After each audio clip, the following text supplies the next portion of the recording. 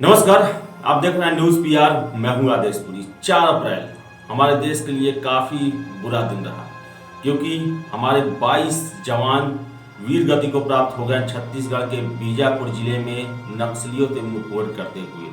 आपको बता दें कि बटालियन 1 जो है वहां के नक्सलियों के उसके कमांडर की सूचना मिलने पर हमारे जवान जो हैं सर्च ऑपरेशन में गए थे, उसको पकड़ने के लिए गए थे। लेकिन नक्सलियों को इसकी भनक लग गई। उनकी संख्या काफ़ी ज़्यादा थी। ऐसा बताया जा रहा है कि 700 से 800 की संख्या में थे वो, और खुले मैदान में। और जो नक्सली थे वो पहाड़ी पर गांव की आड़ में लगातार फायरिंग करते रहे, और ऐसे में हमारे 22 जवान सीआरपीएफ के वीर गति को प्राप्त हुए और 31 घायल हुए। 3 तरफ से घिरे होने के बावजूद भी सीआरपीएफ के जवानों ने मोर्चा संभाला और 25 नक्सलियों को भी मार गिराया। आपको बता दें कि ये इतना बीहड़ और नक्सल इलाका है, हाईली अफेक्टेड है, कि जो जवानों के पार्थिव शव थे उनको लेने के लिए वायुसेना की Mi-17 हेलीकॉप्टर को भेजना पड़ा। आप देख सकते हैं विजुअल में हेलीकॉप्टर जो है कैसे रेस्क्यू कर रहा है। अभी तक 1 जवान लापता है और 22 जो जवान थे वो शहीद हो गए हैं। नक्सलियों ने के गोलियों का वो शिकार हो गए। आपको पूरी हम स्टोरी बताते हैं कि देश की आन बान और शान के लिए जान लड़ा देने वाले सुरक्षा बलों के 22 जवान छत्तीसगढ़ के बीजापुर और सुकमा जिले की सीमा पर हुए नक्सली हमले में शहीद हो गए। देश के खिलाफ साजिश रचने वाले नक्सलियों ने शनिवार को कायरतापूर्ण हमले में सुरक्षा बलों के 3 तरफ से घेरकर गोलियां बरसाई। बेहद दुर्गम स्थान पर घात लगा के किए गए इस हमले में जवानों ने बहादुरी से अंतिम सांस तक संघर्ष किया और 25 नक्सलियों को भी मार गिराया, कई अन्य को घायल किया। रविवार को 20 शहीद जवानों के पार्थिव शरीर जो हैं वो बीजापुर जिले के तुर्रम थाना क्षेत्र से टेकलपुरा के जंगल से निकाले गए। 1 जवान अभी भी लापता है, जबकि 31 घायल हैं। नक्सलियों के गढ़ में फंसे घायल जवानों को निकालने के लिए वायुसेना की Mi-17 हेलीकॉप्टरों की मदद ली गई। हमले की सूचना मिलने के बाद गृह मंत्री अमित शाह ने असम का चुनावी दौरा बीच में ही रद्द कर दिया और वरिष्ठ अधिकारियों संग दिल्ली में बैठक की। शाह ने शहीदों को श्रद्धांजलि देते हुए कहा कि नक्सलियों को मुंहतोड़ जवाब दिया जाएगा और आखिरी परिणाम तक अधिक मजबूती और तेजी से युद्ध लड़ा जाएगा। शाह के निर्देश पर सीआरपीएफ के महानिदेशक कुलदीप सिंह छत्तीसगढ़ पहुंचे और राहत कार्यों का जायजा लिया। बस्तर के आईजी सुंदर राज पी ने बताया कि मुठभेड़ में गंभीर रूप से घायल 13 जवानों को उपचार के लिए हेलीकॉप्टर से रायपुर ले जाया गया।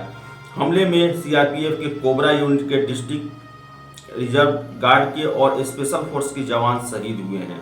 आपको बताते चले कि घात लगाकर किए गए इस हमले में 13 जवान घायल हुए हैं और गंभीर रूप से घायलों को वायुसेना के हेलीकॉप्टर से रायपुर भेजा गया है।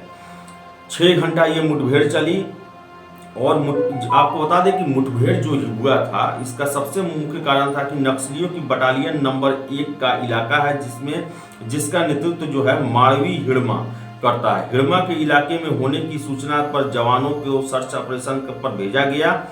फोर्स शनिवार को दोपहर 11:30 बजे टेकलगुड़ा गांव से 100 मीटर दूर थी, तभी अचानक फायरिंग शुरू हो गई। घायल जवान गांव की ओर भागे। वहां पहले से नक्सली तैयार थे। मौके पर करीब 6 घंटे में 3 मुठभेड़ें हुई। दूसरी मुठभेड़ जो है वो 3:30 बजे गांव में हुई, जिसमें सबसे ज्यादा नुकसान जो है यहीं पे हुआ। आपको बता दें इन नक्सलियों ने बीजीएल, यूबीजीएल, कैंची बम आदि हथियारों से ताबड़तोड़ गोले दागे। गांव के भीतर खून के धब्बों के बीच इंजेक्शन की सिरिंज और अन्य दवाइयां मिली। 1 जवान ने गोली लगने के बाद अपनी जान में अपनी टी-शर्ट फाड़कर बांधी थी। लड़ाई के बीच ही जवान जो खुद हैं अपना प्राथमिक उपचार करते रहे। कई 100 खाट के पास मिले। इससे लगता है कि जवानों ने साथियों को निकालने का प्रयास किया, तभी वहां छिपे नक्सलियों ने फायरिंग कर दी। करीब 1 किलोमीटर के दायरे में हर पेड़ के तने में गोलियों के निशान हैं। और देखिए नक्सली कैसे हैं कि जो जवान हमारे शहीद हो गए थे उनके जूते, वर्दी, हथियार भी ले गए।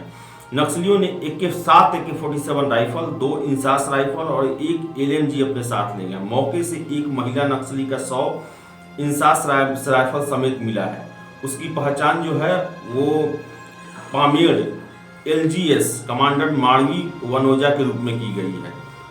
आपको बता दें कि इसके बाद से जो भारत सरकार रणनीति पर जो काम कर रही है, उस रणनीति का आपको हम बताते हैं कि नक्सलियों के खिलाफ अब ज्यादा घातक ऑपरेशन की रणनीति भारत सरकार बना रही है, जिसमें छत्तीसगढ़ में नक्सली हमले की सूचना मिलते ही केंद्र सरकार की त्वरित प्रतिक्रिया, 3 राज्यों में विधानसभा चुनाव का मतदान पूरा होने के बाद नक्सलियों का गढ़ भेदने की तैयारी है। नक्सलियों को पनाहगार को नेस्तनाबूद कर देश विरोधी संगठन की रीढ़ तोड़ना ही नए नक्सल विरोधी ऑपरेशन का होगा उद्देश्य। गृह सचिव, खुफिया विभाग के प्रमुख, सीआरपीएफ के वरिष्ठ अधिकारियों के साथ दिल्ली में हुई उच्च स्तरीय बैठक। केंद्रीय गृह मंत्री अमित शाह ने किया नक्सलियों के खात्मे का मंथन, और इसके साथ ही साथ आपको सीआरपीएफ के डीजी को भेजा गया है छत्तीसगढ़, वहां के हालात का जायजा लेने के लिए। तो अमित शाह ने क्लियर कर दिया है कि चुनाव के बाद इनके गढ़ में घुस के मारा जाएगा, और जो भी इनको आर्थिक सहायता देते हैं उनको अफेक्ट किया जाएगा, उनको पकड़ा जाएगा। क्योंकि ये सोचने वाली बात है कि यूबीजीएल, फिर से एलएमजी, ये सब जो हथियार है वो नक्सलियों के पास है।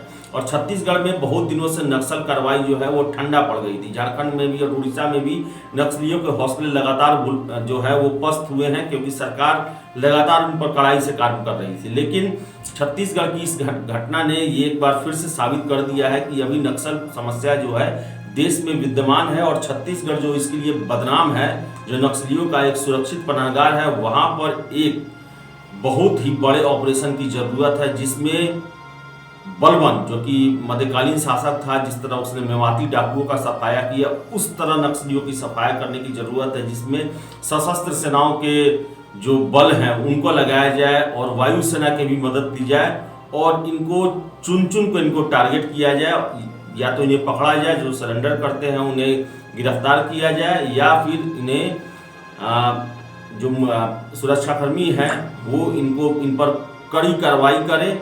जिस तरह इन्होंने 22 हमारे जवानों को शहीद किया है, उस तरह का कार्रवाई करे। आपको बता दें कि 2010 में 6 अप्रैल को ही 76 सीआरपीएफ के जवानों ने अपने प्राणों की आहुति दे दी थी नक्सल ऑपरेशन में।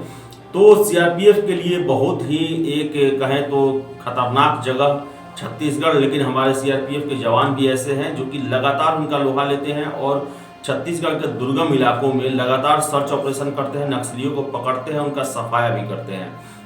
तो हम नमन करते हैं अपने वीर जवानों का, जिन्होंने नक्सलियों से लड़ते हुए अपने प्राणों की आहुति दे दी, और देश आपकी कुर्बानी को हमेशा याद रखेगा। बहुत बहुत धन्यवाद।